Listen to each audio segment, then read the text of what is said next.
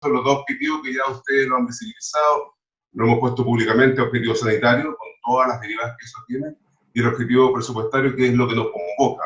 Hace más de 3 semanas y media asumimos un desafío con Manuel, él nos va a acompañar hasta diciembre, sobre todo en materias de, primero, nivelar la cancha de la información para tener capacidad de incidir, y como muy bien lo cerraba Carmen Luz, cada uno de nosotros tiene una responsabilidad en tanto funcionario y funcionaria, y además aún de dirigentes y dirigentes sindicales, en cada repartición pública, defender el presupuesto en régimen, incidir en la elaboración del presupuesto 2021 y cuidar y en conjunto pelear en el segundo semestre cuando ingrese el proyecto de ley que tiene relación con el presupuesto 2021. Y además con este capítulo, este anexo que pusieron, hoy día Manuel nuevamente lo va a reforzar en este diálogo. Es un diálogo porque vamos a escucharlo y después vamos a intervenir algunas consultas de ustedes y la idea podamos compartir en este espacio de confianza, pero también insistiendo, no es un hito más para el currículo sindical, no es una capacitación más, es una nivelación que permita que ustedes puedan, insisto, defender el presupuesto actual en régimen y defender también cómo aquellos programas y subtítulos que se cruzan con el 21, el 22, el 24, el 29, tienen importancia, y lo aprendamos a conocer e identificar también, dedicándole un tiempo importante por estudio. Por eso hemos dicho de la ANEF, en este segundo objetivo, en la defensa del presupuesto, tiene relación con salir nuevamente a la defensa del Estado, de nuestro servicio público, por supuesto, a nuestros funcionarios que representamos. Hoy día estamos viviendo este apriete severo, como decía muy bien Manuel un tiempo atrás, y lo que entendemos del gobierno es mantener este discurso ideológico. Nosotros tuvimos una reunión el viernes pasado con el ministro Hacienda. No voy a entrar a explicar demasiado, pero hay un comunicado que resume la reunión. Ellos mantienen su lectura porque no les interesa un Estado fuerte como a nosotros.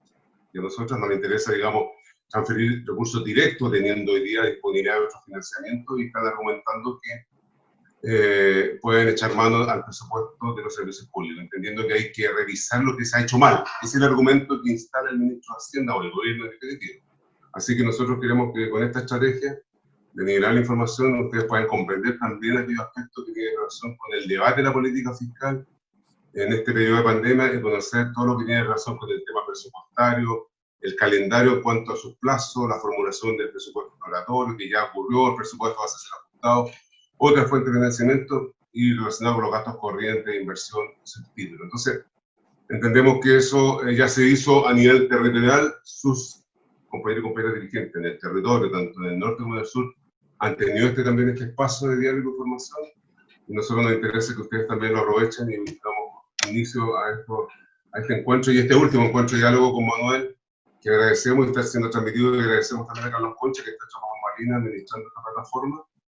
Y por supuesto nosotros como ANEF, insisto, defenderemos y pondremos toda nuestra energía, nuestra disposición, nuestra coordinación territorial y con ustedes, que es importante que nos reporten el día de mañana qué novedades tienen frente a aquellos ajustes que están siendo apretados, golpeados, disminuidos o derechamente sacados, que es el rol estratégico que tiene el Estado. Entonces ahí nos interesa este intercambio permanente y por supuesto ustedes nos nutran, nos informen, para nosotros poder dar la pelea en conjunto, como dije, en el segundo semestre. Me quedo por aquí, yo me voy a sentar un momento, voy a Valparaíso virtualmente, a la Comisión de Trabajo, por cierto, que nos pide la opinión también por un proyecto de ley del Senado, y vuelvo, me reintegro antes para que termine, y se lo Carmen Luz, como vicepresidente de organización, y reitero los agradecimientos a quienes se conectaron, hay 26 con quienes estamos acá conectados, y bueno, y muchas gracias nuevamente, Manuel Ricardo, que te entregamos contra este momento la palabra, y gracias Carmen Luz por la coordinación, y compañero también Raúl de la Puente, que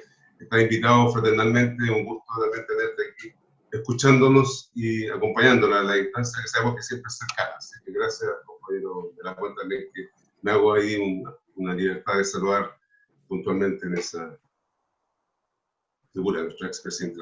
Manuel, tienes tú la palabra. Muchas gracias. Perfecto. Bueno, tengan todas y todos muy buenos días. Sin duda que es un lujo tener al presidente de la ANEF, a Pepe Pérez, al past president, a Raúl de la Puente también presente, y agradecer también a la Calú, a la Carmen Luz, que han siempre estado preocupada de que organicemos estos foros y han facilitado para que ellos funcionen. Como decía José, con este estamos cerrando un ciclo de 3 exposiciones, que tienen un contenido similar, que van a distintos ministerios y servicios, ¿ya? Cuando partimos, no con estos 3, sino que antes, que se dieron unas charlas donde yo exponía con unas PPT, ahora vamos a dialogar. La discusión estaba centrada en cuánto debía gastarse, si se podía gastar más o no más recursos del Estado. Esa es la discusión que estaba hace un mes y medio atrás, 2 meses atrás, partimos un poco con eso, ¿ya? Luego la discusión se fue a las fuentes de financiamiento, de dónde había que sacar los recursos, ¿ya? Después, la medida que los hechos han evolucionado, la discusión se centró en la construcción del acuerdo entre el gobierno y parte de la oposición.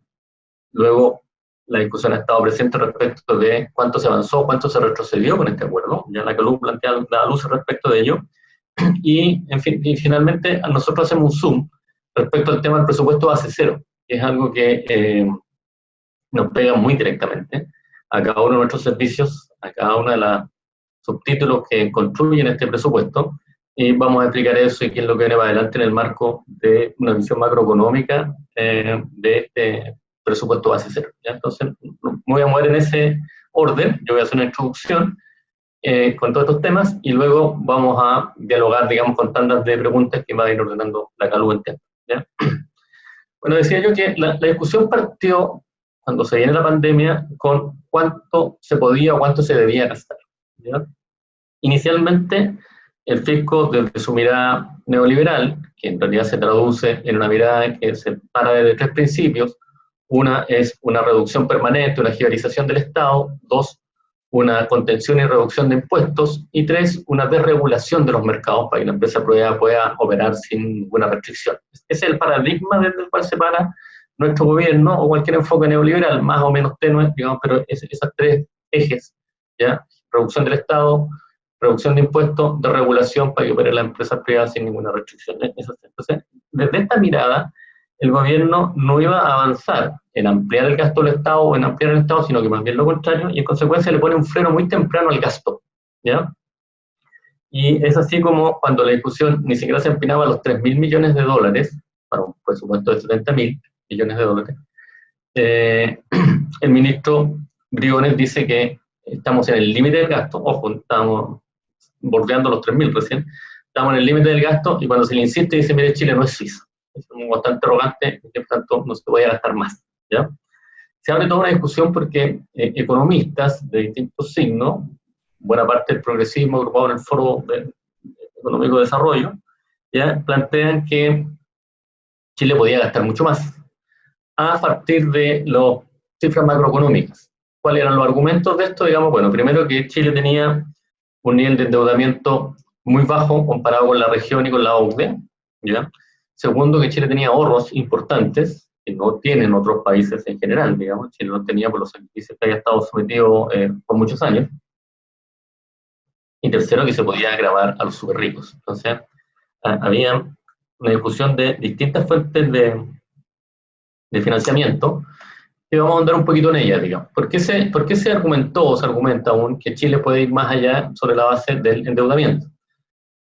Porque Chile es el país con menor endeudamiento en la región, en Sudamérica, junto con Perú, ¿ya? Chile tiene del orden de un 28% de su Producto Interno Bruto de endeudamiento, ¿ya? Y eso es bastante bajo comparado con, si uno mira Argentina, Brasil, que están cerca del 100, México, Colombia, que están sobre el 50, etcétera, Uruguay, que está más arriba de eso. Uno ve que Chile en la región tiene un endeudamiento relativo bajo. Y si uno Chile lo compara con el endeudamiento que tienen los países de la OCDE, los clubes de los países más ricos, digamos, del cual Chile forma parte, Chile es el tercer país menos endeudado, ¿ya? Si uno mira Japón, 250, si uno mira Estados Unidos, sobre 100, o sea, etcétera. O sea, en general los países tienen mucho, mucho más endeudamiento que el que tiene Chile, ya sea que lo compare con la región o que lo compare a nivel mundial, ¿ya? Y por tanto, Chile podía tomar más crédito, no solo porque tenía poco crédito, sino porque las tasas están extremadamente bajas. Entonces era muy conveniente endeudarse hoy a tasas muy bajas, ¿ya? Y Chile podía hacer eso, ¿ya? El otro elemento que había en la discusión era que Chile tenía platas ahorradas. Teníamos los fondos soberanos, que le llamamos, particularmente ahí se miran dos: se mira el Fondo de Estabilización Económico-Social, que a marzo tenía 12.000 millones de dólares de ahorro, y a la fecha tiene el orden de 10.000, y está el Fondo de Reserva de Pensiones, que tiene el orden de 10.000 millones de dólares también. O sea, Chile sumaba más de 20.000 millones de dólares en ahorros, y el ministro había puesto el freno solo en 3.000 de gastos, con una población en una pandemia creciente que estaba avanzando a la zona poniente, que es donde hay mayor necesidad de sectores más populares, más hacinados, etcétera, que si llegaba ya sin tomar las medidas necesarias, iba a pasar lo que lamentablemente pasó, ¿ya? Imponer cuarentena en un lugar donde la gente vive a diario, donde si en el país un tercio de la población tiene economía informal en términos de empleo, en esa zona el 50 o más % de la población tiene economía informal. ¿Qué quiere decir esto? Que sale en el día a ganarse el pan, digamos, y que si usted le dice se tiene que cuarentenar y no puede salir, no puede comer. Por tanto, imponer una cuarentena en esos términos es muy difícil de hacer. Solo es viable en términos de que el Estado pusiera los recursos para que la gente se cuarentenara. Pero teníamos un freno de mano puesto por el ministro de Hacienda y el gobierno, ¿ya? Que no iba a poner más recursos. Entonces, la discusión se planteaba ahí, y ahí se abre la discusión respecto a los ahorros. A nosotros, a los trabajadores públicos y trabajadoras públicas, se nos dijo por muchos años, ¿no? De la cuenta que entre los oyentes, que asesoré muchas veces a roles en negociaciones con Hacienda y la mesa del sector público por muchos años, siempre que pedimos más recursos para los trabajadores, para los servicios, etcétera, la respuesta era que no, porque dada la política ya de la regla fiscal de balance estructural, había que ahorrar en tiempos de vacas gordas. Por tanto, no era posible que nos dieran aumentos de salario justo, que se mejoraran nuestros servicios públicos, que se mejorara la educación, las pensiones, la salud, etcétera, porque cuando había plata, por ejemplo, en el ciclo del cobre, esa plata había que ahorrarla. Por lo tanto, no teníamos derecho a mejores salarios, ni a mejor salud, ni a mejor educación, etc. Y cuando no había plata, mal podían darnos, decían, porque no había plata, y esa plata había que destinarla a la cesantía, etc. Entonces, el argumento era que había que ahorrar para cuando vinieran malos tiempos. Y ese ahorro nos permitió, ciertamente, por el sacrificio de las chilenas y chilenos, nos permitió tener importantes ahorros públicos en estos fondos soberanos, ¿ya?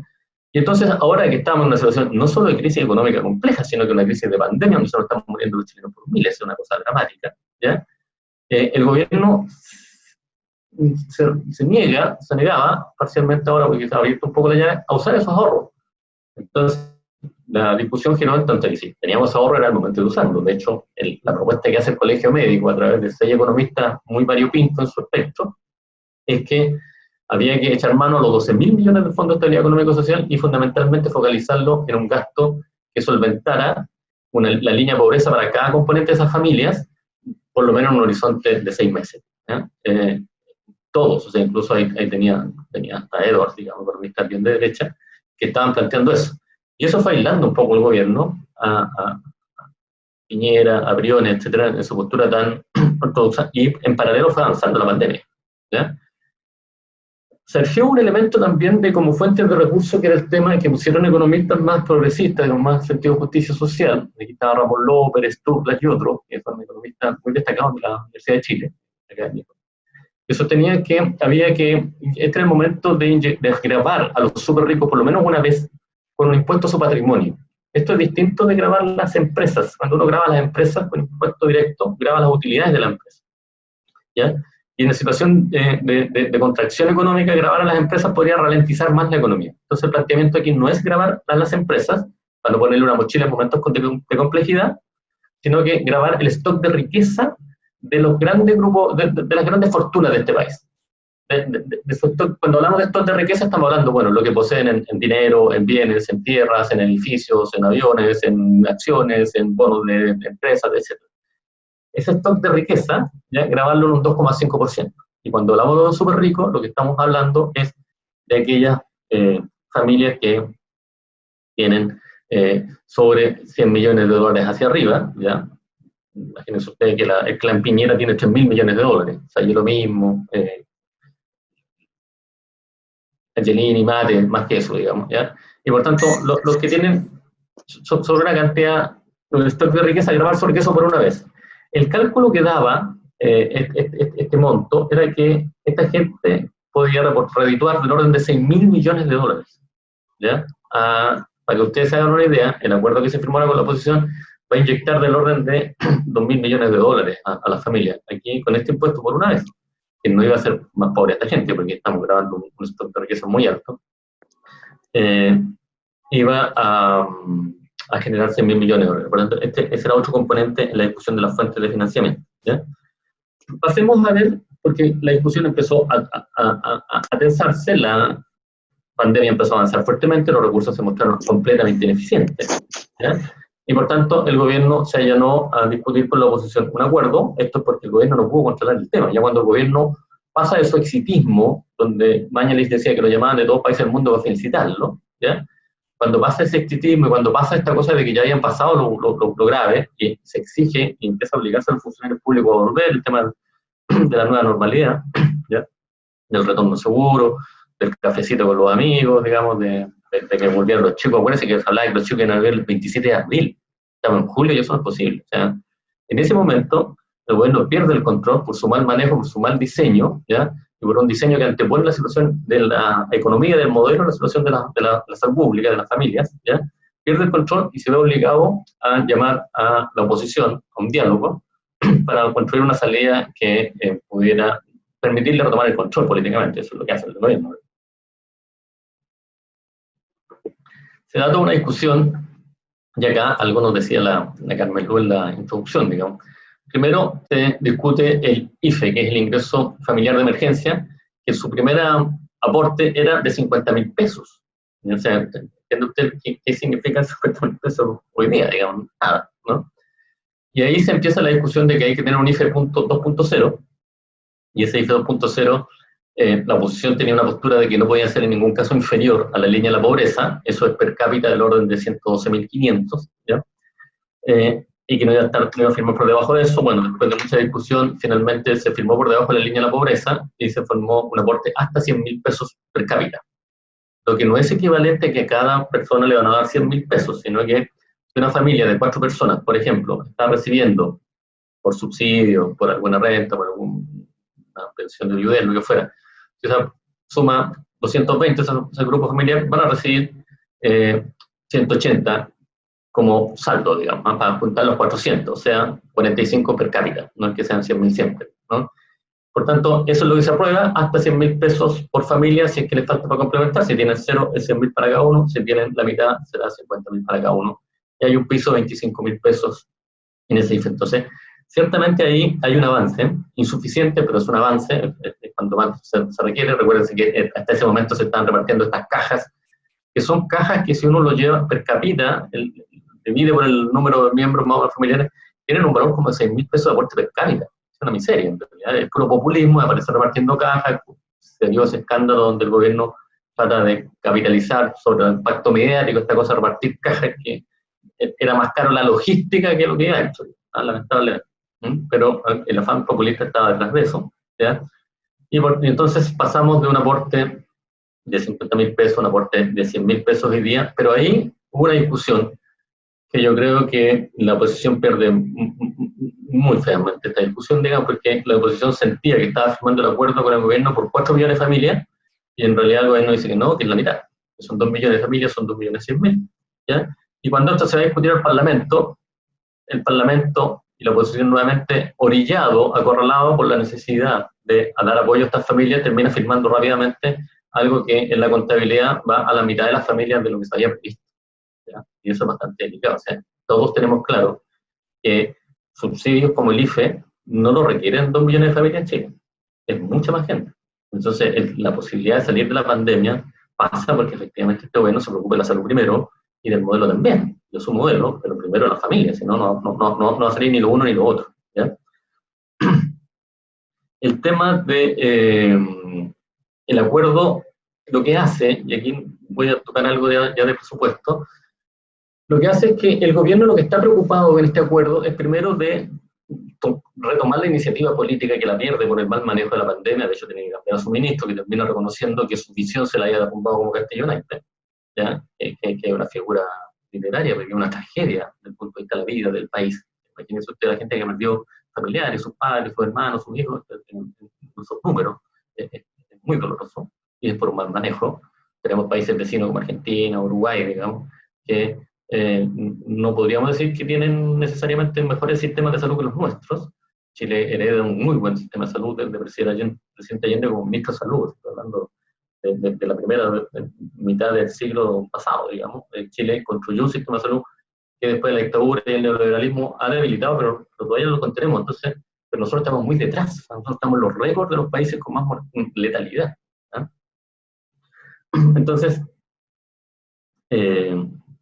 está este tema de, ya lo decíamos, de las familias, y ahora estamos viendo el tema, ¿cuál es el mecanismo que se crea? Entonces, el gobierno, en su mirada ideológica que yo explicaba inicialmente, se preocupa de construir una figura que no amplíe el Estado y que no amplíe la línea base del gasto del Estado, ¿ya? De tal modo seguir dando siempre lo mismo y ojalá achicándolo con esta lógica del presupuesto base cero. Entonces, ¿qué se construye? Se construye una legalidad nueva que no existía en nuestra norma, que es que se genera un presupuesto, un fondo COVID, por 12.000 millones de dólares, que es un fondo parapresupuestario. Se crea una legalidad específica para él y se define, este fondo va a durar 24 meses. Es un fondo que no eleva el gasto permanente, es un fondo que de no gastarse vuelve a las arcas fiscales de los fondos soberanos, ¿ya? El que define el timing y el gasto de esto fundamentalmente es el gobierno, en un rayado de cancha bastante general que le deja a la oposición, le deja iniciativa al gobierno, a un año que van a venir elecciones más adelante, o sea, y que el gobierno pueda hacer populismo con eso no es menor, ojo con eso, porque aquí hay harto cálculo político además, ¿no? Entonces, no es que los 12.000 millones vayan a gasto permanente, que vayan a elevar la línea base del gasto público, no, se define por fuera del presupuesto, en un fondo parapresupuestario, que tiene fecha de vencimiento de 24 meses, ¿ya? Y que tiene un timing de gasto hecho por el gobierno. Y que si uno revisa la composición, esa composición no está en el detalle, pero está en lo que está escriturado, y en lo que después se ha declarado tanto por el ministro como por Díaz Acevedo, el director de presupuesto. El detalle que hay de ese acuerdo es que 3.500 millones de dólares, o sea, un poco más de un cuarto, va a ir el 2020 a la pandemia, a ayudar a la cosa más de emergencia, de las familias y de ley de contratación de personas por la vía de un subsidio a la contratación de mano de obra. Se estima que del orden de 1.500, 2.000, la mitad va a ir a las familias como ayuda, que es lo que estábamos hablando. Por eso para el gobierno era importante reducir el número de beneficiarios, porque el gobierno lo que quiere es que este fondo COVID en el grueso vaya más bien a salvar el modelo más que a las familias. Y por ello, el gobierno se juega de un modo absolutamente impresentable por reducir el número de beneficiarios, porque está preocupado que el precio de esa plata vaya a salvar del modelo, insisto, ¿ya? Y entonces terminamos con que de los 12.000, 3.500 van a gastarse fundamentalmente el 2020, ahora, con cargo a ayuda directa a las familias y a subsidio para la contratación de mano de obra, ¿ya? Pero el grueso, los otros 9.000 millones de dólares, digamos, 8.500, se van a gastar fundamentalmente entre el 2021 y el 2022, el grueso en el 2021, para la reactivación de la economía, ¿ya? Pero una reactivación de economía que sigue el curso del modelo neoliberal actual, que es lo que el gobierno se preocupó de salvar, ¿ya? La oposición, muy preocupada de las familias, obnubilada con eso, uno lo entiende emocionalmente, termina firmando algo que el gobierno termina salvando lo estratégico y solamente haciendo concesiones tácticas respecto de un poco y muy poco para las familias. Fíjense ustedes que si uno desagrega este gasto, ya he dicho el grueso 8.500 para reactivación 2021 fundamentalmente, 3.500 para familias este año. Pero si uno desagrega algunos ítems ahí, y esto les va a sorprender a ustedes, digamos, mucho cuando he explicado esto, llama mucho la atención, pero la salud es tremendo. ¿Cuánto va a salud de los 12.000 millones? Va 500 millones de dólares, o sea, un 4%. Un 4,1% va a ser exacto. Va a un fondo de salud, increíble, ¿ya? ¿Cuánto va a los municipios? Que es desde donde se tiene que operar, ¿ya? Para, porque es una enfermedad de corte territorial que golpea mucho más en los sectores de mayor población popular, digamos, en el sector del poniente, etc. Y que entonces requiere un manejo territorial desde las municipalidades para atacar esto.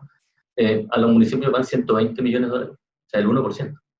¿Ya? Entonces, cuando uno empieza a desagregar el acuerdo, uno ve cosas muy complejas, la interpretación del acuerdo, el tema de la ley del postnatal, digamos, la oposición firma entendiendo que tenía consagrado en el acuerdo el postnatal se hacía que las madres que cumplían el plazo de su postnatal dentro del estado de catástrofe lo alargaban automáticamente hasta el final del estado de catástrofe pagando su salario como corresponde con el subsidio. Y el gobierno entendió lo contrario una vez más, ¿ya? Que no, esas mujeres iban a pagar con su subsidio de cesantía y por tanto tenían una renta muy recortada, ¿ya? Entonces cuesta entender estos acuerdos que finalmente tienen doble lectura y que se zanjan en el Parlamento con una lectura que termina salvando la posición del gobierno más que la oposición por lo compelido que se ve la oposición de poner voto a una cosa que es tan emergente como subir el IFE a 100.000 pesos, ¿ya? Por tanto, el acuerdo tiene de dulce y de agras. Y en lo estratégico yo creo que gana la posición del gobierno, sale un modo intacto, más bien preocupado del grueso de la plata, de salvar los recursos para que el modelo siga su marcha, digamos, desastrosa, ¿no? Como ha estado todos estos últimos años, ¿no? El presupuesto base cero es un mecanismo que este gobierno define impulsar este año. Por tanto, este año se va a diseñar el presupuesto base cero para que empiece a operar el 2021. O sea, nosotros, como siempre, diseñamos el presupuesto del año N y empieza a operar el año N más 1. ¿Ya? ¿Qué es lo que es el presupuesto base cero? Bueno, es una política cuya data es muy antigua y opera en muchos países del mundo en términos de, bueno, es una ofensiva del mundo empresarial, de la derecha a nivel mundial, de recortar progresivamente gasto fiscal, ¿ya? Plata fiscal. Entonces, el planteamiento teórico plantea que hay que procurar partir de cero, por eso se habla de presupuesto base cero, como que no tuviéramos ningún cheque, ¿qué es lo esencial que necesitamos? Y todo lo demás, recortarlo, ¿ya? O sea, el presupuesto base cero, ¿qué es realmente lo más exigente que tenemos para entonces una mirada de hoja en blanco, en cero, y ahí empezar a ver, y por tanto, todos los servicios ministeriales deberían justificar cada peso, ¿ya? Para lo que no puedan justificar, recortarlo. Eso en términos teóricos, en términos prácticos, esta es una bajada en la circular 21, que se le envió a cada uno de sus servicios y ministerios, ¿ya? Y que plantea lo siguiente. Plantea primero que no pueden haber aumentos de dotación, que estas tienen que ser ancladas a la dotación de reflejada en el subtítulo 21 de diciembre del 2019, ¿ya? Segundo, que el presupuesto tiene que tener como línea base el ejercicio anterior, y como estamos hablando de 2021, por tanto el 2020, pero en tres escenarios. Un escenario de gasto del 90%, vale decir recorte del 10%, un segundo escenario de un recorte del 15%, vale decir con 85% de lo que gastaba en 2020, y un tercer escenario con un recorte del 20%, vale decir con un nivel de gasto del 20% de lo que gastaba en el ejercicio 2020. La instrucción es que cada una de estas tres simulaciones tiene que ser viables, o sea, que tiene que reducir de tal forma el ministerio y el servicio, asegurando que esto pueda funcionar para adelante. En los tres escenarios, los tres, incluso con el recorte de 20, que es el que recomienda priorizar, incluso el planteamiento de IPRES, tienen que ser autosustentables, o sea, tienen que funcionar. Eso se discutió, ya nuestros servicios enviaron su primera propuesta bajo esta formulación es tan draconiana que el formulario que llenan los servicios, una vez que llega al 90% o al porcentaje que he escrito antes, se deja ya, no te permite, y por tanto obligaba a los servicios, los gastos que se le quedan afuera los mandaban en formularios aparte, ¿ya? Tratando después de justificar por qué están esos formularios aparte, pero la línea base se recortan, en ese recorte hasta el 90, 85 u 80, te mandan otras cosas por fuera, imponiendo, por eso se llama presupuesto base cero ajustado. El apellido de ajustado hace alusión a este ajuste a la baja, ¿ya?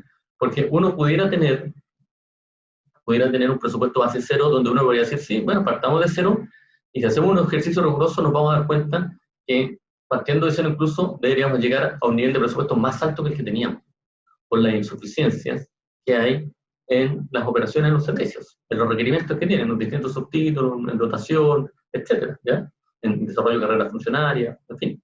Por tanto, podríamos, no, pero aquí es un presupuesto de ser ajustado a la baja en 10, 15 o 20%, ¿ya? ¿En qué fase estamos hoy día? Bueno, yo decía que los servicios ya han enviado su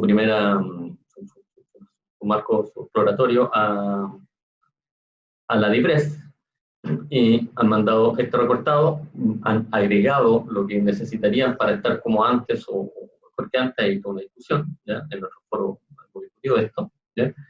Y lo que viene ahora es la pelea por validar eso que fue por fuera del presupuesto para que no haya tanto recorte, o no haya tanto recorte. Esa es la gente invitando a dar a cada uno de sus servicios. Aquí es importante que ustedes, ¿ya? Conozcan de su presupuesto. Esta no es una materia tan compleja, tiene su densidad, pero tampoco es tan compleja. Ustedes pueden entrar a la página de la DIPRES, en la página de DIPRES pueden ir al presupuesto ejecutado 2019, vayan ahí a la partida de su ministerio, vayan ahí después a su servicio, y van a ver cuánto le estaban dando en subtítulo 21, en subtítulo 22, en transferencias, subtítulo 24, inversiones, etcétera, ¿ya? Y van a tener una línea base desde donde ustedes pelean que no se baje mucho más que eso, ¿ya? También pueden ir al ejecutado, pueden ver cuánto se está ejecutando, eso está también, ¿ya? En la página de la DIPRES, y ahí pueden tener referencia, pueden tener referencia para discutir, y pedir, por supuesto, que el servicio, los directores de servicios, su ministerio, les entreguen qué es lo que ellos propusieron a Hacienda para el 2021. Y cuando tengan eso, lo comparan con lo que se gastó, o lo que estaba aprobado para el 2022, o lo que se gastó en 2019. Esas cifras están en la DIPRES, ¿ya? Se van a tener la línea base, y si ustedes lo consiguen con su servicio de suministro, van a tener lo que se está mandando, para que puedan tener una pelea gremial y defender, ¿ya? Subtítulo 21, subtítulo 22, etc. Es parte de lo que de la pelea que ANEF está recomendando dar, para que no solo sea una pelea del directorio nacional, sino una pelea en todos los frentes. Y también vamos a una pelea después en el tema parlamentario, porque el presupuesto, en este momento, en términos de calendario, hasta el 30 de septiembre está toda la fase de diseño, ¿ya? De aquí hasta septiembre estamos en la fase de diseño, que es este ping-pong entre el Ministerio de Hacienda, los ministerios respectivos, los servicios respectivos. Al 30 de septiembre eso se termina, el Ejecutivo manda su proyecto al Legislativo, y ahí va a ir con la lógica presupuesto base cero, para ajustado vaya, depende de la pelea que estemos dando ahora, ¿ya? Y ahí se viene la discusión parlamentaria, se forma una comisión mixta entre diputados y senadores, digamos, para 5 comisiones, hacen una mirada en detalle, ¿ya? Y tienen hasta el 30 de noviembre para evacuar el presupuesto del 2021. Acá lo complejo es que, por norma constitucional, si no se llega a un acuerdo, porque nosotros ahí deberíamos desplegar un fuerte lobby parlamentario, ¿ya? Para defender lo nuestro, ¿ya? Por lo menos la línea base que teníamos en el 2020, si no hay un acuerdo, prima la posición del Ejecutivo, ¿ya? O sea, por norma constitucional, si finalmente los parlamentarios se hacen eco de nuestras demandas y defienden lo nuestro y no le aprueban al presidente, al Ejecutivo, ese presupuesto, en la discusión que tiene un límite que es el 30 de noviembre, si eso no se llega a acuerdo, prima el proyecto original, incluso sin los avances que haya habido en el Parlamento que envió el Ejecutivo. Eso estamos con la espada de Damocles sobre la cabeza. Entonces, no es una pelea político-técnica, es una pelea político-social, porque hay que, con despliegue, con fuerza, hay que impedir que el presidente imponga su presupuesto. Y hay que tener el eco de que los parlamentarios, apoyados a nosotros, que ellos son una mayoría de oposición, puedan efectivamente defender un presupuesto que salvaguarde las transferencias que tienen que ver con beneficio a la ciudadanía y los derechos de los trabajadores públicos, que están consagrados fundamentalmente en el subtítulo 21. ¿Ya? Entonces, eso es lo que estamos hoy día enfocados, y por eso ha resultado tan importante este tema del presupuesto base cero ajustado. Pero entendí una lógica macroeconómica, digamos, ¿eh? Y después, si preguntan, voy a hablar un poco de balance estructural, y Claudio Madrid me preguntaba algunas cosas al inicio, antes que partiéramos, de una línea de crédito que abrió el Banco Central por 24.000 millones de dólares. Yo lo dejo hasta ahí para que podamos conversar, digamos. Eso, yo dejo la calupa para que podamos ir atando esta pregunta.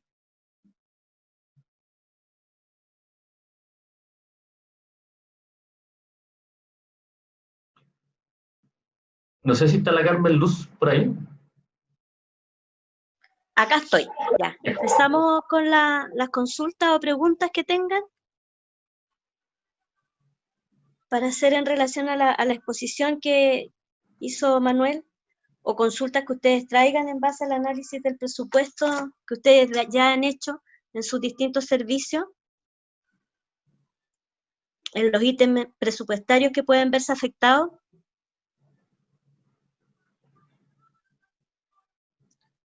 Francisco Molina, ¿están levantando la mano? ¿Sí? ¿Sí? Tienes que colocar tu micrófono, está silenciado. No se escucha.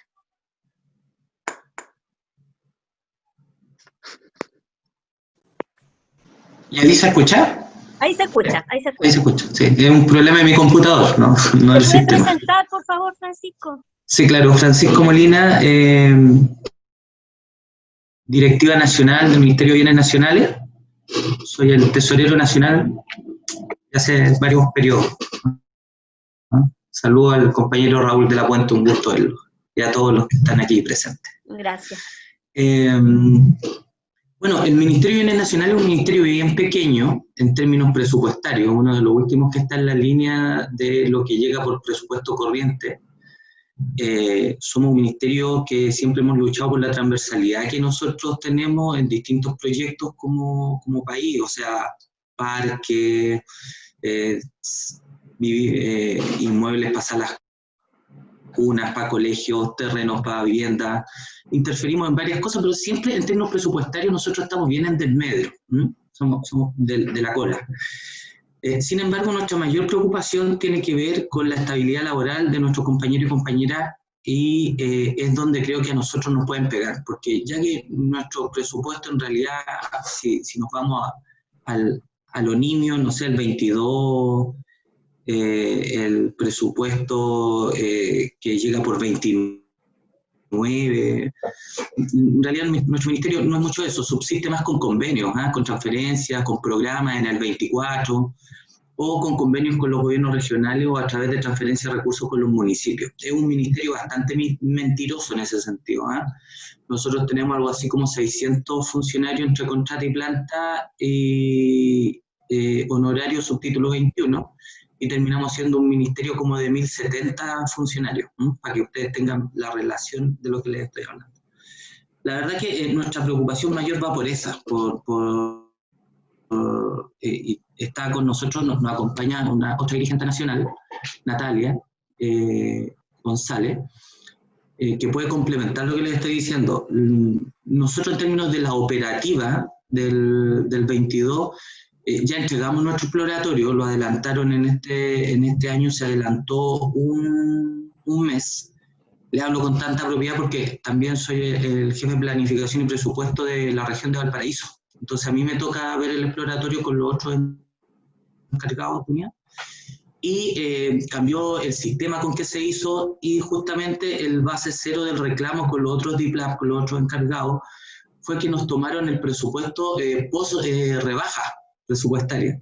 O sea, para que ustedes tengan una relación, y para no dar la lata, voy a tratar de contar, nosotros como ministerio tuvimos ítems presupuestarios que quedamos con índice menos. Manuel puede confirmar lo que les digo, que nosotros en el presupuesto y en las cuentas corrientes no tenemos línea de crédito en el Estado, o sea, no podemos tener cuentas cero. Entonces es chistoso que este gobierno te haga un recorte y tú quedes en menos. ¿Qué es lo que tuvo que hacer el jefe de presupuesto nacional? Tuvo que dejar las líneas en cero, pues, tuvo que suplementar, porque nuestra ejecución presupuestaria al 30 de marzo era mayor de lo que había dicho este gobierno que nos recortó, por eso que quedamos en negativo, en varias líneas, sobre todo en el 21, que esa es nuestra preocupación. Somos un ministerio de alto terreno, un ministerio bien técnico, y si nosotros no tenemos plata para que nuestros funcionarios salgan vía viático, es bien difícil que puedan hacer su labor de fiscalización en terreno. Así que esa es una de nuestras mayores preocupaciones el 21, ya sea por renovación de contrato y también de operatoria de lo que tiene que ver el mismo ministerio. Eso.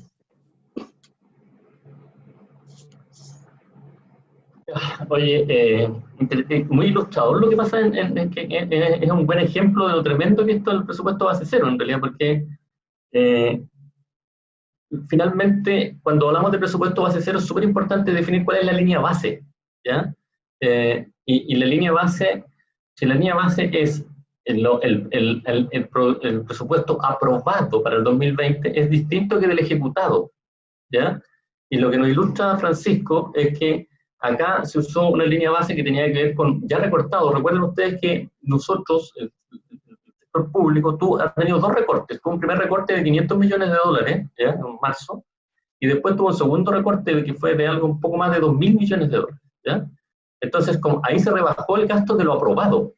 Entonces, en el Ministerio de Bienes Nacionales no se tomó la línea base de lo aprobado, sino que de lo recortado. Entonces, porque ahí incluso quedan debiendo, porque además de este ejercicio, lo que hizo la DIPRES fue confiscar los saldos que tenían los distintos servicios. Entonces, nos quedamos con la paradoja que quedan con resultados negativos acá en Bienes Nacionales. Entonces, de allí la importancia de que ustedes miren estos temas y den la pelea por estos temas. Esta no es una pelea todavía perdida. Yo les decía, mira, tenemos hasta el 30 de septiembre para dar la pelea en el marco dentro del Ejecutivo, ¿ya?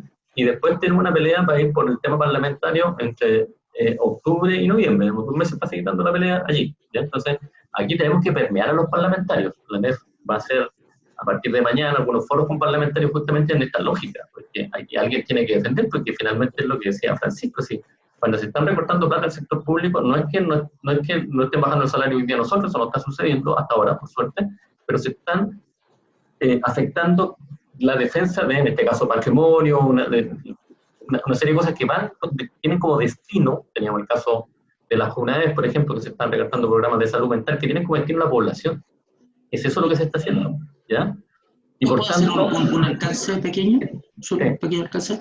Eso es lo que generalmente nosotros tratamos de recalcar, que nosotros no estamos haciendo un ahorro en la operativa como ministerio, estamos dejando de hacer funciones y entregar parte de la función pública a los ciudadanos. No estamos haciendo un ahorro. Y lo otro, que es súper mentiroso en términos de lo que hizo la DIPRES, que se me había olvidado y tú lo mencionaste, Manuel, tiene que ver con que nos hizo entregar todos los saldos presupuestarios que teníamos en nuestras cuentas y centralizar el pago a través de la tesorería, lo que nos ha generado una problemática enorme, que no se cumplió el objetivo, esto de pagar antes de 30 días. Yo tengo proveedores con 50, 55 días reclamándome que todavía no les pagan factura.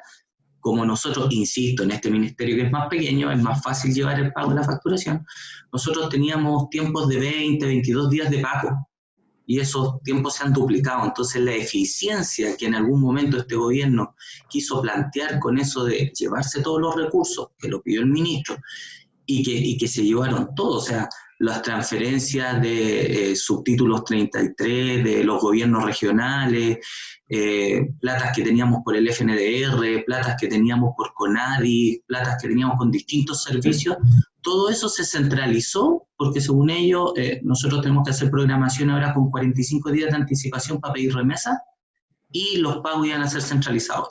Mi opinión es que el pago centralizado ha sido un desastre. Eso. Sí, mira, finalmente para redondear la idea y hacer un link con lo macroeconómico, ¿sí? Lo que estamos acá en presencia es un disfraz técnico de algo que viene a justificar una política de racionalización del gasto que está en la lógica de reducir el Estado, pero además de retomar un cumplimiento de una regla fiscal, de avanzar a cortar la brecha de déficit fiscal. Este gobierno se comprometió desde su inicio en bajar el déficit a un 1%, terminar su mandato con un déficit de un 1%. Después, cuando vino el levantamiento popular con el estallido social, digamos, tuvieron que abrir la billetera, porque el pueblo se levanta por la insuficiencia justamente de gasto público en una serie de materias, y dicen que están dispuestos a ir a un déficit público de un 2% al final del mandato, ¿ya? Eso, en el marco de la pandemia, es lo que Hacienda se ha resistido a ampliar, pero cuando ya se le escapa de las manos el tema sanitario, Hacienda entiende que no le queda otra por políticamente y como gobierno, que ampliar este tema, pero llegan a un acuerdo con la oposición, y este otro tema que también uno le sorprende de parte del acuerdo, llega a un acuerdo donde dicen, mira, ok, vamos a aflojar y no vamos a apretar el cinturón el 2021, tampoco tanto el 2022, pero de ahí para adelante sí nos vamos a apretar el cinturón. ¿Qué significa esto? Significa que ellos entienden que hay un incendio, que va a haber que echar mano a política fiscal para, en la lógica de reactivar, pero dicen, bueno, este afloje de cinturón es temporal, y tenemos que volver a la política de balance estructural a partir del 2022 para adelante. Es lo que se acuerda. Pero ¿qué implicancia tiene eso? Que después del 2022 viene otro gobierno. Entonces, ¿cómo se va a dejar amarrado a otro gobierno respecto a un marco fiscal que encuadra o de una política neoliberal restringe el gasto? Eso es antidemocrático. Entonces, eso no puede estar presente, y en realidad el mecanismo para que eso sea viable es el presupuesto base cero, porque eso estructuralmente rebaja el gasto. Eso, Carmen Luz. Gracias, Manuel. ¿Alguien más quiere, Natalia, quieres complementar tú o alguien más quiere intervenir?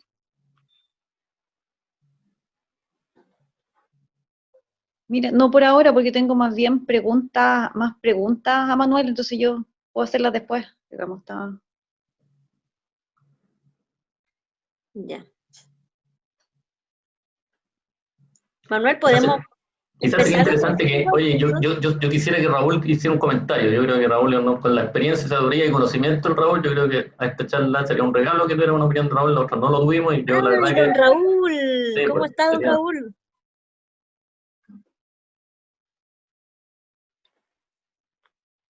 Tu micrófono, Raúl. Sí, el micrófono no está conectado.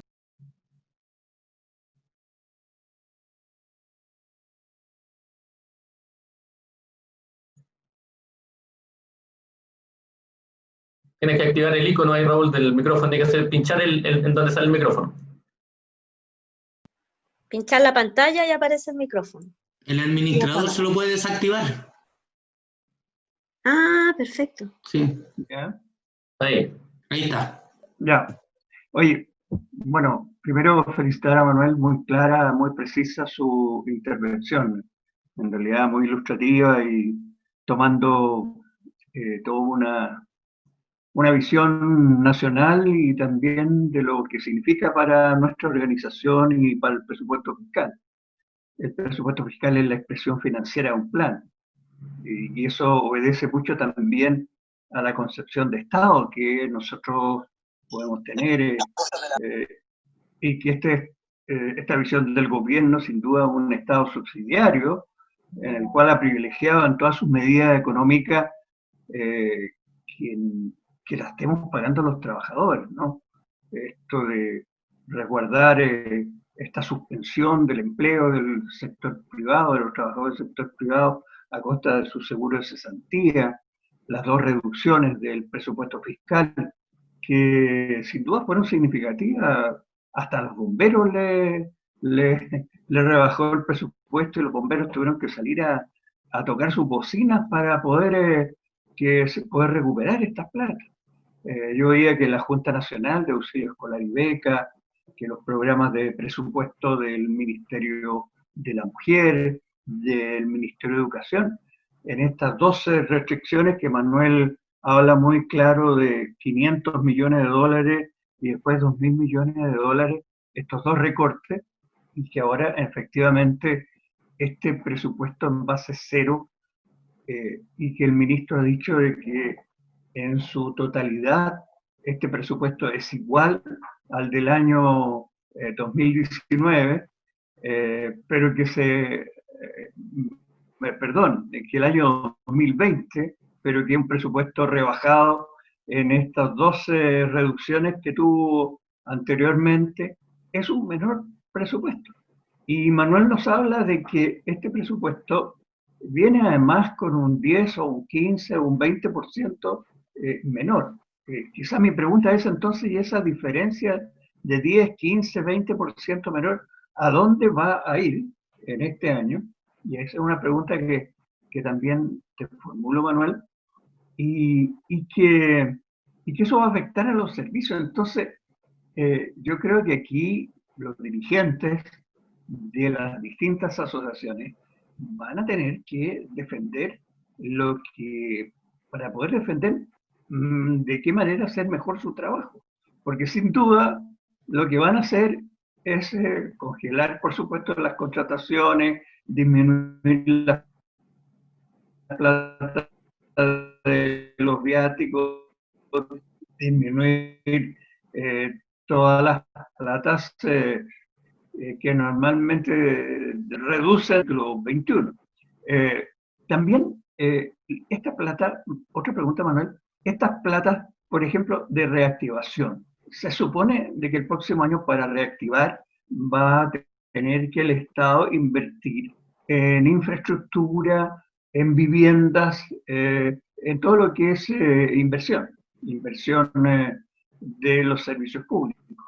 Entonces, estas reducciones que se supone que van a haber para el próximo año, producto de este 10, 15, 20%, van a ir a esas, se supone que van a ir a esos ítems de reactivación a través de la construcción de infraestructura que dé más empleo, porque también acá lo que ocurre a nivel nacional es el grave porcentaje de desempleo que recientemente se ha dicho, y el grave deterioro de la economía que hoy día daban las cifras de un 11,2% de caída de la economía, una situación y que es al mes de mayo, y por lo tanto falta junio y no sabemos qué va a pasar en julio o en septiembre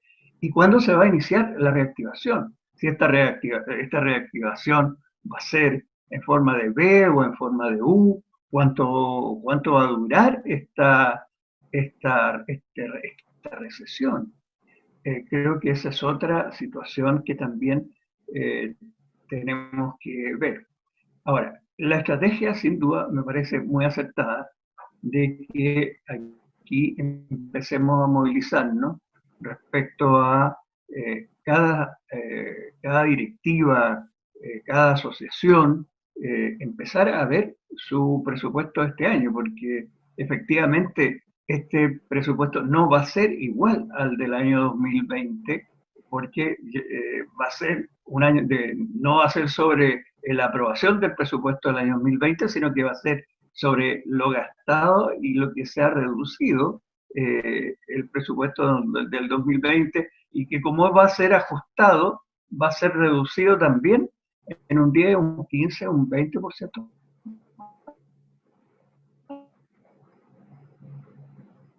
Para que nosotros podamos en este tiempo de aquí a septiembre, en que va a estar aún este presupuesto dentro de los servicios, que nosotros nos interioricemos, como dice Manuel, de cuál va a ser el presupuesto que efectivamente se está manejando y que ya está efectuado, ya se hizo en cada servicio lo que se espera que sea el presupuesto del próximo año. Y aquí está en Hacienda que le tiene que dar el visto bueno, pero ya está bajo las instrucciones que en esta circular que nos señalaba Manuel ya se hizo. Entonces, es muy importante que aquí nos interioricemos de esto y salgamos a pelearlo, y que lo hagamos también con los parlamentarios y con las organizaciones políticas, y con un sentido de que aquí no vayamos a más presupuestos y estados subsidiarios, sino que efectivamente vamos con un presupuesto que sea de bienestar, porque ya el presupuesto que anteriormente teníamos era un presupuesto muy bajo en comparación a países desarrollados. Yo no sé si en este minuto, a lo mejor Manuel también tiene una cifra más ajustada, pero en mis tiempos el presupuesto fiscal era de un 20% aproximado del Producto Interno Bruto, que era muy bajo en comparación a otros países, bueno, muy bajo en comparación a los países de la OCDE y a los países también de la región americana. Entonces, esto me parece muy acertado, y deberíamos también, como NEF, empezar a movilizarnos no solamente con la clase política, sino que también con los organismos técnicos, y aquí Manuel sin duda puede ser un gran vocero, por ejemplo, con las organizaciones de economistas que hoy día han salido y que salieron, por ejemplo, a respaldar este acuerdo que se ha producido, estos economistas del Colegio Médico, que son economistas, no son economistas de izquierda ni progresistas, sino que son como de centro-derecha, ¿no? Y también ahí el gobierno va a meter a sus economistas, y por lo tanto vamos a tener que tener un respaldo en nuestras posiciones muy fuerte en lo económico. Y ahí también existe un foro ya más progresista, un foro de economistas más progresistas, que no fueron tomados en cuenta en el acuerdo que se firmó, porque se firmó con los economistas que están en las ONG de espacio público, sí, y que fueron los que se juntaron junto con el Colegio Médico para llevar este acuerdo que, tal como dice Manuel, es un acuerdo, es un avance, pero que es un avance que tiene mucha letra chica, que hace que hoy día muchas de las cosas ahí se desvirtúen a través de esta letra chica, y el gobierno interprete a su manera, y a su manera significa con un menor costo de lo que se espera de los 12.000 millones. Claro, bueno, quizás me alargué un poco, pero es lo que yo pienso que en este minuto la ANEF, a través de sus asociaciones, tiene que estudiar los presupuestos de cada uno de los servicios, porque ellos tienen que saber qué es lo que necesitan para poder hacer bien su trabajo. Porque al final, si no tenemos los recursos necesarios, tampoco vamos a poder hacer nuestra pega, como ocurrió con la salud, que se enfrentó a una pandemia con un presupuesto de un 4 o 5% del Producto Interno Bruto, cuando aquí debe ser entre un 6, un 7 o un 8% del Producto Interno Bruto. Entonces, y en el estallido social eso se notó, y por eso que lo que la gente pedía para la movilización el 18 de octubre era que hubiera un presupuesto mayor en los temas de salud, porque no existían los implementos, existían las colas de las operaciones, etc. Bueno, y que la ANEF aquí no solamente se ponga con los parlamentarios y con los partidos políticos que pueden defender también nuestro presupuesto, sino que se acerque también a este grupo de economistas que nos puedan también empezar a defender de qué manera, de una manera global, pero de una manera también, digamos, específica, sectorial, nos puedan ayudar. O sea, aquí hay que dar la pelea política y técnicamente. Eso, compañera Calú y Manuel, no sé si alguna observación ahí o preguntas que hago la pudiera responder. Gracias. Gracias, don Raúl. Muchas gracias por estar también acá en este espacio. Manuel, ahora... sí, oye, sí, agradecer las palabras de Raúl. Yo creo que dan una línea hacia donde hay que moverse. Sí, yo creo que yo soy parte del foro que menciona Raúl, del foro del desarrollo de los economistas, digamos, ¿ya? Y evidentemente he aprendido mucho de ahí, y eso lo bajo y hago formación acá en la NEF, y definimos ciertas políticas para arreglo a esa discusión que es muy rica de economistas de posición, digamos. Mira, a ver, una de las preguntas que hace Raúl es, bueno, ¿qué pasa con esos recortes de 10, 15 o 20%, el que fuera, que hoy día se hablan de esos rangos? Bueno, lo primero que dijo el gobierno, esto edulcorando su política, y esto está en un video que circula, que es de Matías Acevedo, el director de presupuesto. Ustedes pueden pedirlo, que es lo que se bajó como instrucción digital incluso, y motivacional, a los distintos servicios. Es que este recorte era para juntar fondos para que después se hicieran, se concursara por fondos de los distintos servicios, ¿no? Ahí está comprometido eso. Y hoy día un poco esta lógica de meter por fuera lo que no pueden meter porque no te deja el software ir más allá de ese 90 o de 80, 85, en cualquier escenario se trate. Ustedes están, cada uno de los servicios de ustedes está llegando con formularios paralelos para complementar eso, ¿ya? Inicialmente se habló que era el tema de concursos, y eso no se ha ahondado en eso, pero eso hay un compromiso que está, es digital, en algún momento se podría reclamar incluso en el Parlamento. Después se habló del tema de la salud, ¿ya? Para llegar el recurso de la salud por el tema de la pandemia, pero eso, si ustedes se fijan, ya hoy día está medianamente, entre comillas, solucionado o cubierto con el fondo COVID de 12.000 millones, o sea, si este acuerdo, uno dice, bueno, entonces ya el presupuesto va a ser un necesario, porque ya los 12.000 millones por la emergencia sanitaria y económica está solucionado y cubierto, y acordado con la oposición y se está legislando al respecto, por tanto el presupuesto base deberá desaparecer. Bueno, lamentablemente no desaparece, ¿ya? Porque si ya teníamos la fuente de financiamiento, que es este fondo de los 12.000 millones de dólares, que se va a financiar, lo dice textual el acuerdo, con la partida 50, que es tesoro público, con parte de los fondos de estabilización económica y social, y la mayor parte con deuda. Eso ya está resuelto, desde el punto de vista del cuánto, 12.000 millones, desde el punto de vista de la fuente de financiamiento. ¿Cuál es la necesidad de ahora de avanzar el presupuesto base cero? Bueno, una necesidad ideológica de hacer tareas que no se pudieron hacer antes, ir recortando el gasto público, ¿no? Ya su argumento no está ahí, porque este acuerdo le quita el piso a ese argumento, sino que hay un trasfondo ideológico de implementar una política que es la que la derecha quería hacer siempre en el Estado, que es recortar gasto. Y eso viene, ¿ya? Y, bueno, como se prevé que el 2021 va a ser un año complicado, ¿ya? yo creo que también están haciendo caja, digamos, para aumentar más el gasto de la reactivación con cargo ya no solo a este fondo COVID, sino que también a lo que pudieran recortar acá. Y empezar a preparar el terreno para el apriete de cinturón que viene el 2022 para adelante, pero es para otro gobierno que le raya la cancha. Entonces, en la práctica, el acuerdo le saca el piso al presupuesto base cero, pero este sigue adelante. De hecho, el mismo acuerdo habla de mantener la repriorización del gasto. Lo usan con esa palabra que es eufemística, porque ellos no abren esta discusión en el acuerdo. Los parlamentarios nuestros no, que representan el mundo más bien de la oposición, no salvaguardan este tema y quedan párrafos de repriorización del gasto que en la práctica es validar y seguir adelante con el presupuesto base cero, pero con eufemismo más bien, ¿no?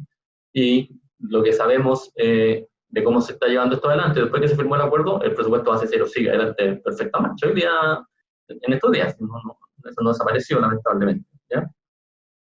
Después Raúl decía, bueno, mira, si no es cierto, viene una crisis económica más adelante, que es cierto, esto a nivel mundial, por supuesto, donde ha pegado más fuerte, como un país como el nuestro va a pegar fuerte también. Bueno, va a ser necesario un mayor gasto del Estado, por supuesto, ¿sí? En general, el capitalismo siempre reniega al Estado, pero cuando hay crisis, todos se ponen debajo del paraguas del Estado. Los primeros en ponerse debajo del paraguas del Estado son los empresarios y sacan a los pobres para afuera del paraguas, ¿no? Que es lo que estamos viendo ahora, ¿ya? Entonces, se echa que el Estado gaste, que el Estado nos salve, etcétera, ¿ya? Ahora, eso va a pasar y está pasando, ¿ya? Pero ahí en el presupuesto público tenemos que distinguir entre gastos de operación, gasto corriente y gasto de inversión, ¿ya? Entonces, aquí el gobierno va a tratar de contener el gasto corriente, que estamos nosotros, ¿ya? Y va a tratar de aumentar, entonces, con mejor balance, el gasto de inversión para inyectar lucas para la salida. Ahora, seguramente eso lo va a hacer, por supuesto, a través de concesiones, a través de privados, porque este es un gobierno que vehiculiza los recursos del Estado a través de privados para fortalecer, ¿ya? Pero el argumento que van a responder a esta cosa de que ahora deberíamos tener mayor gasto fiscal, van a decir que sí, que eso es cierto, pero eso por la vía de gasto de inversión y no gasto corriente. Entonces van a insistir en la contención en gasto corriente, en subtítulo 21, en subtítulo 22, en transferencias, etc. ¿Ya? Bueno, eso, y eso se va a materializar a través de lo que ya se está materializando, que es rebaja de impuestos de primera categoría, que es garantía de fondos estatales para préstamos a través de la banca privada a los grandes, etcétera. Todo lo que estamos con subsidio a la pequeña, mediana y grande, FOGAPE 2, FOGAPE Plus, que le han llamado, etcétera. Todo eso va a ser financiado con el bolsillo del Estado, pero también dentro del Estado con contención o recorte del gasto corriente del Estado, que somos nosotros. Y por eso hay que salir a la pelea a defender esto. Eso. Gracias, Manuel. ¿Alguien más quiere intervenir? Pasamos a algunas preguntas porque tenemos como hora de término a las 13 horas, a la 1 de la tarde. Natalia, ¿tú tenías preguntas? Sí, una pregunta asociada, bueno, obviamente a lo que tú has comentado, Manuel, en esta ocasión. Primero, saludar a Raúl. Raúl, un gusto de verlo y saludarlo. Manuel, agradecerte también a ti. Yo he estado en la segunda oportunidad que estoy en esta capacitación, digamos, y que ha sido bien significativa para entender el proceso que está cursando en este momento. Pero a propósito de la coyuntura, porque estamos hablando de una situación coyuntural en la que efectivamente tú lo has planteado desde el punto de vista ideológico, que me parece que es lo pertinente y lo que tiene que ser, digamos, que hay una sobreideologización neoliberal del gobierno que finalmente distribuye y distribuye más los recursos, digamos, o sea, en base a la ideología neoliberal. Entonces yo creo que aquí hay que apuntar también a cómo se hace una superación del neoliberalismo en los próximos periodos. Y a propósito de lo mismo, tú habías mencionado también el ajustes estructurales respecto de esta coyuntura, porque aquí estamos hablando de una pandemia que efectivamente ha sido lamentable y dramática y se han inyectado recursos, por cierto, no los necesarios, y que tienden también a generar ajustes, por cierto, en la administración, en las instituciones del Estado, en el presupuesto fiscal, y entonces también habías comentado que esto significaba un ajuste a largo plazo, un ajuste estructural, y creo que por ahí también es sumamente complejo cómo se aborda, y en esa perspectiva, Desde el punto de vista sindical nuestro también, por supuesto que las renovaciones de contratos son ciertamente significativas y dentro de lo que tenemos que pelear, también está cómo se realiza la función pública y cuáles son las provisiones de servicio que se hacen al pueblo de Chile, a la ciudadanía, y eso también es sumamente importante, pero en esa lógica, ¿cómo perspectivas tú las futuras negociaciones, considerando también futuras negociaciones del sector público, considerando que tú has sido parte importante y con mucho conocimiento en las mesas del sector público? Por un lado, a propósito de la coyuntura, pero también haciendo el análisis más macro respecto a que estamos en presencia de un ajuste más bien de carácter estructural en el marco de una política neoliberal, que además, a mi parecer, y este puede ser en el marco de otro tema, pero suscrito también la ANEF, intentaríamos tender a su eliminación en el marco de una nueva constitución, por ejemplo, o sea, superar el Estado subsidiario.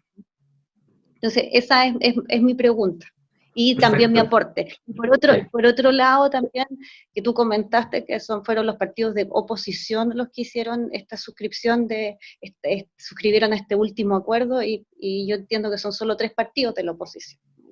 Hubo un grueso, lamentablemente, digamos, un anuncio lamentable que también es el segundo tal salvataje que se le hace al gobierno. El primero fue en este acuerdo por la paz, pero en esa situación estamos, digamos. Pero mi pregunta va acotada a las posibilidades de negociación que existen, y también recordar que hace poco habló Alessandri, un diputado Alessandri, junto con otros diputados, de esto de no generar ni reajustes, ni bonificaciones, de congelarlos, y eso podría ser una tónica de aquí a los próximos años también. Entonces, ¿cómo se perspectiva ahora también la negociación en este contexto? Ok, vamos a eso y vamos a ir cerrando. Voy a tomar eso y una pregunta que antes al inicio me había hecho Claudia también, Madrid. A ver, tú tienes razón, Natalia, mira, hace unas semanas atrás salió en la prensa una proposición de la derecha que planteaba de que nadie en el sector público que tuviera una renta superior a 750.000 pesos tuviera reajuste. Lo dijeron ahí, hicieron una propuesta con todas sus letras, ¿ya? Y eso yo diría que deja en la NEF, no sé, en la NEF de dejar como cerca del 90% de la gente congelado su salario, mirando las rentas nuestras, ¿ya? Entonces, acá el gobierno está aprovechando la coyuntura de la pandemia para poder desplegar un programa que no había tenido oportunidad de desplegar, y un programa que ya había muerto el 18 de octubre. ¿Sí? Y hoy día, en el marco de la pandemia, está tratando, todas las leyes que saca, bajo el barniz, bajo el disfraz de que va en ayuda llevan de contrabando elementos de cambio estructural. El tema del presupuesto va a ser un cambio estructural, que vehiculiza la posibilidad de la política de balance estructural, de apriete en el tiempo de contención de gastos en vacas gordas para ir con mayor gasto en vacas flacas. Y hemos descubierto que cuando hay vacas flacas no hay mayor gasto, incluso en una situación tan que tenemos la pandemia. De hecho, quienes hemos participado en la mesa del sector público por muchos años, yo fui asesor ahí por muchos años, Raúl, por muchos años estuvimos juntos con Raúl en eso, y cuando estábamos en alza no se podía porque había que ir a los fondos de ahorro, otros fondos soberanos, y cuando estábamos en baja no se podía porque estábamos en baja, entonces nunca se gastaba, nunca teníamos incrementos relevantes, significativos, ni para el subtítulo 21, para nuestra renta, ni para el servicio público, ¿ya? Entonces, esta es un disfraz, es una ideología que va jibarizando, va haciendo contención del gasto, ¿ya? Entonces, y que cobra forma en la política de balance estructural, que sostiene que el gasto fiscal tiene que estar en función de la proyección de los ingresos de mediano plazo, tanto para el cobre como para el PIB. Esta oportunidad yo me explayaré un poco más en eso, ¿ya? Y que esa proyección de ingresos tiene que ponerle una lápida al gasto que no genere un gasto más allá de esa proyección de ingresos, ¿ya? Es el ajuste que el gobierno buscó en este acuerdo, como bien dices tú, comparte la oposición, ahí estaba el PS, la DC y el PPD, pero hoy día con presidentes que están en el espectro no más izquierdista esos partidos, yo diría que más al centro, incluso derecha, lamentablemente. Entonces se firmó con un espacio con poco vínculo con el mundo social, con poca antena hacia el mundo social, porque si hubiera ido más vínculo y más antena, yo creo que se tendría que haber firmado eso, pero mucho más. Es un acuerdo completamente insuficiente. El mismo Carlos Minami escribió esto en una columna en estos días en La Tercera. O sea, el acuerdo es insuficiente, pero pasa de contrabando cosas estructurales que son caras para nosotros, para el mundo social, para el mundo popular, para la propia UNEF, ¿ya? Entonces, se enmarca en un salvataje estratégico al modelo neoliberal haciendo concesiones tácticas muy menores. Eso para mi gusto es el acuerdo, y en ese sentido tiene también componentes importantes de retroceso. ¿Ya? Ahora, yo creo que tú haces un link súper correcto, y esto es importante que la NEF no lo pierda de vista en realidad. O sea, nosotros no vamos a cambiar significativamente nuestras condiciones de trabajo ni las de la población chilena en el marco del neoliberalismo. En el marco del neoliberalismo recibiremos migajas mejores, migajas peores, pero no lo vamos a cambiar. El neoliberalismo lo que hace es, por esencia, la concentración de la riqueza, ¿ya? En Chile es tremendo, ¿ya? Y por tanto, hoy día, la conquista del plebiscito es la oportunidad que nosotros tenemos para hacer los cambios estructurales que efectivamente pueden permitir cambios en este país. Lo demás no es mayor cambio, ¿ya? Y en ese sentido, lo que está en juego hoy día, y hay organizaciones fuertes y vivas como el NEF, tienen que jugarse porque el plebiscito hasta acá debe mantenerse su realización, ¿ya? Nosotros, escuchando a Baza, que es uno de los académicos constitucionalistas más destacados del país, nosotros recién a septiembre, a fines de septiembre, podemos tomar una decisión si es necesario por condiciones de la pandemia cambiar o no, pero de aquí hasta septiembre, de acuerdo a los plazos legales, la interpretación más rigurosa que es de Baza, que yo creo que es el mejor constitucionalista que hay en Chile, de la Universidad para eso, tenemos hasta el 30 de septiembre para tomar esa decisión. De aquí hasta ahí, nosotros tenemos que seguir empujando que el plebiscito se haga, y si es necesario, se tendrá que hacer votando en 3-4 días en espacios más abiertos en el momento de octubre, que ya es un momento más de una temperatura mejor, ¿ya? Y por tanto se podrá votar en un día por cierta condición etaria, o por cierto, letra hasta el alfabeto, el día segundo otra cantidad de gente, y el tercer día otra gente, buscando los espacios más aireados, más adecuados, que nos permitan tener cierta distancia social de protección. Pero esta conquista del pueblo chileno no la podemos perder porque es la única oportunidad de cambiar el carácter oligárquico de nuestro país. Si el problema de Chile no es un problema puntual, este es un problema de injusticias de Chile, se arrastran desde siempre, del carácter oligárquico. Es una oligarquía que está enquistada en el poder desde siempre. Y cuando tuvo arrebatos de poder, que fue en el tiempo de la Unidad Popular, digamos, terminó ese proyecto de sangre y fuego, porque ellos no van a permitir otros cambios. Y por eso hoy día quieren retrotraerse del acuerdo de la Constitución. En buena hora está salvado a nivel constitucional, ¿ya? Por tanto, requiere 2/3 para poder echar eso atrás, y va a ser muy difícil echar eso atrás. Pero tienen que asegurar la contención, para que no haya un contubernio, para que no haya un acuerdo entre pocos, que nos arrebate esa oportunidad de las manos. Es que ANEF también, a la parte de estar defendiendo esto, que son cosas más gremiales, tiene que estar preocupado de los cambios estructurales que permitan viabilizar acuerdos que van a ir en beneficio del conjunto de la población y que permitan una redistribución más justa de la riqueza en este país, y eso es lo de fondo. Y eso pasa por el tema plebiscitario. Y ahí ANEF tiene un papel muy importante que jugar. Ahí las organizaciones sociales en general hemos estado al debe, porque tenemos partidos de oposición más debilitados y tenemos un tejido social que también se ha ido debilitando y que no ha sido capaz de parar una organización que la represente más socialmente, más unitariamente. La mesa social en algún momento fue una oportunidad, pero eso se levanta y se cae. Pero aquí, cuando eso no está, organizaciones poderosas, fuertes, históricas como ANEF tienen que hacer la defensa de cosas más estratégicas. Tenemos que preocuparnos de lo urgente, pero sin despreocuparnos de lo estratégico. Y hoy día lo estratégico, lo clave, es que el plebiscito se haga, que llamemos a la gente a votar, no solo por aprobar una nueva constitución, sino que también que sea a través del mecanismo de una convención constituyente, donde todos los delegados sean elegidos por el pueblo, no la mitad y que la otra mitad sea parlamentaria. Eso es más contención, ¿ya? Por tanto, el punto igual notable me parece que es clave, ¿ah? Y este ejercicio, como el que nos ha invitado hoy día el directorio nacional de NEF, es decir, mira, comprendamos esto, comprendamos que estamos, comprendamos que el presupuesto va a ser cero, miremos el presupuesto de la nación, miremos la macroeconomía, miremos lo que está pasando en la coyuntura, para que podamos intervenir en nuestros servicios, ir a golpearle, mañana estáis reunión al director del servicio o al ministro y decirle, mire, nosotros queremos saber cuál es el presupuesto que usted mandó para el 2021. Queremos que eso se compare con lo que estábamos aprobado para el 2020, con lo que estábamos gastando en los distintos subtítulos, 21, 22, 24, 29, etc. Queremos que haya una exposición de eso, queremos que se justifique, queremos que se escuche nuestra voz. Esa es la tarea que hay que hacer ahora, ¿ya? Esa es la tarea que hay que hacer en este momento mientras está dentro del Ejecutivo, y después tendremos que hacer la pelea en el Parlamento, a nivel regional con nuestros parlamentarios, a nivel nacional, el directorio nacional. Pero esa es la pelea que se nos viene. Es clave, porque se está jugando el gasto público, se está jugando la necesidad de nuestro pueblo y también derechos nuestros que hemos conquistado por años, ¿ya? Así que ese es el mensaje, ese era el sentido de esta exposición, creo que parcialmente lo hemos logrado, vamos a tener otras más adelante, vienen foros con parlamentarios también, donde a mí me han pedido participar, eso. Estamos en la hora de cierre, yo agradezco harto la atención que he captado a través, ¿no?, aunque sea de este medio, feliz de poder compartir con Raúl. Calú, te dejo la palabra. Bueno, ¿contestaste sí lo de la consulta de Claudio que había hecho al inicio?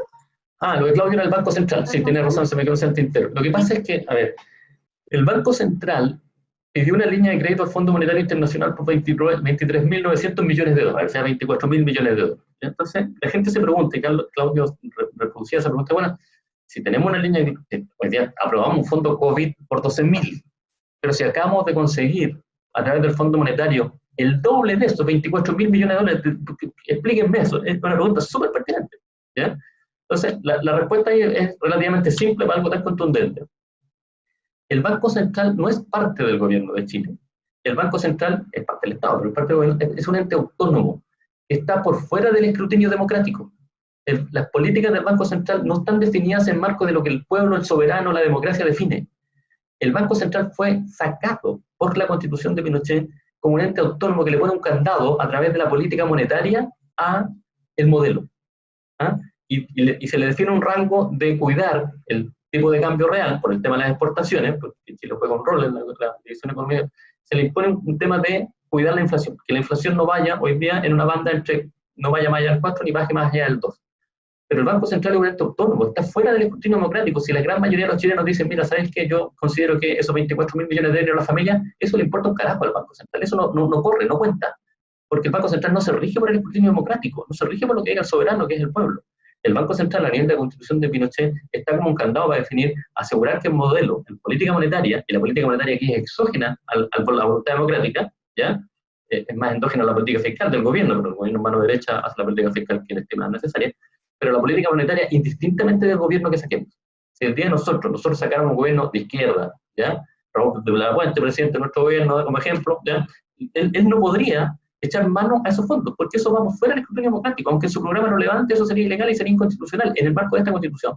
Por eso es tan importante el tema de la Constitución, que está planteando la Natalia, porque esos 24.000 millones que se consiguen no van a ser para ayuda a las familias que tanto se necesitan.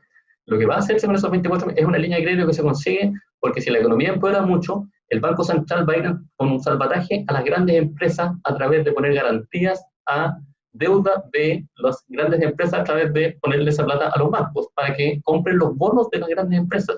Para eso es esa línea de crédito, no es para la salud de la población. Y la población no tiene nada que decir ahí porque el Banco Central es un ente autónomo, ¿ya? Estas políticas las definen ellos, entre ellos, ¿ya? Y no lo que diga el Congreso, lo que diga el Ejecutivo no cuenta. ¿Ah? Entonces, los cambios constitucionales son esenciales. O sea, no puede ser. El ente que tiene más recursos en Chile, tiene reserva por 40.000 millones, tiene una línea de crédito por 23.000, o sea, suma sobre 60.000, no pongo mango para resolver la población, porque en realidad un ente autónomo queda por fuera, es un vigilante, un agente de vuelo. Eso es inaceptable. El Banco Central podrá tener el día de mañana cierto grado de autonomía para implementar, pero para implementar la política que define el escrutinio democrático, ¿ya? No la que definan ellos en función del modelo. Esa es la respuesta a Claudia.